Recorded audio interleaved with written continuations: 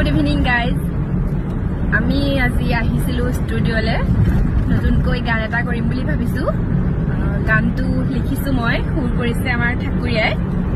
আজি গানটোৰ গাইড দিবৰ কাৰণে আমি ষ্টুডিঅ'লৈ আহিছিলোঁ। খুবেই এটা ধুনীয়া গীত, ৰোমেণ্টিক হয় অলপ, আপোনালোকে হয়তো শুনি ভাল পাব। গতিকে আমাৰ গানটো আঁকোৱালি ল'ব বুলি আশা কৰিছোঁ। গানটোৰ নামটো কৈ দিয়া। গানটোৰ নাম হৈছে, তুমি কৈ দিয়া গানটোৰ নাম। মোৰ নামৰ সেন্দুৰ লবানে তুমি, তোমাৰ হিৰত। এটা খুবেই ভাল লগা মোৰ নামৰ সেন্দুৰ লবানে তুমি, তোমাৰ হিৰত। মোৰ নামৰ সেন্দুৰ লবানে তুমি, তোমাৰ হিৰত গানটোৰ নাম হৈছে। চেষ্টা কৰিছোঁ আৰু লিখিবলৈ, কিমান কি সফল হৈছোঁ নাজানো।